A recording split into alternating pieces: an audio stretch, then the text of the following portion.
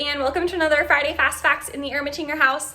Today's topic is taking a look at some maps, specifically trade route maps. So these are maps that show different routes that would have been used in the Hudson's Bay Company to travel from fort to fort, and these are routes that Francis Ermatinger would have used in his own travels as an HBC employee.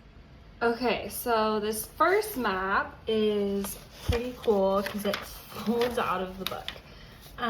But this map shows Canadian west of Francis Ermatinger, including Rupert's Land at the bay. So Hudson's Bay, we've got York Factory where Francis Ermatinger started working for the Hudson's Bay Company.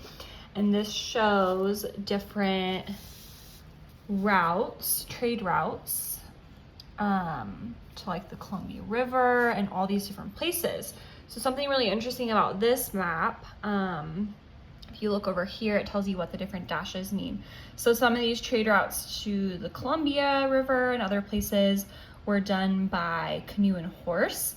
The dash line with the double dots shows that it was done by canoe and horse. So if we look over here, we can see the double dots coming all the way down. So this route was used by horses and canoes. Whereas this other one, the Peace River one in 1828, the Sinclair overland carts and horse in 1841, it's the all dotted one. So if we look over here, we can see all of this was traveled just by carts and horses. So it just gives a perspective of how people traveled in the 1800s.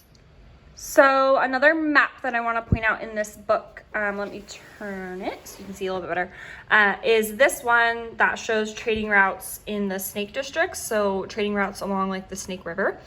And this one is cool to look at because it shows trade routes from Fort Vancouver to other posts, specifically posts to trade with Flathead and Blackfeet Indians. And so this is where Francis Ermatinger would have gone. So if we look at the dash and X trade route, it takes us from Fort Vancouver all the way up here to the Flathead post at Thompson Falls. Another cool thing about this map is that it shows where Fort Hall was, which if you remember from previous Friday Fast Facts, Fort Hall is where Francis Ermatinger was assigned before coming back here to the territory of Oregon, working out of Fort Vancouver, and then not long later, Oregon City.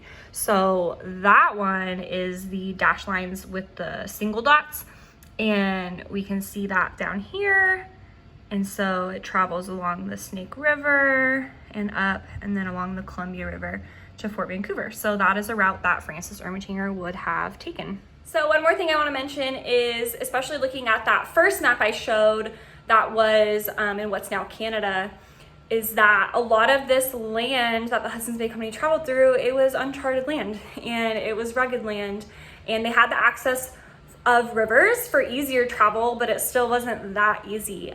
So especially looking at some of the areas that Francis Ermatinger traveled through by foot and horseback, it would have been a really difficult trip, especially in Canada in the winter time, a lot of snow, so it would have taken a very long time.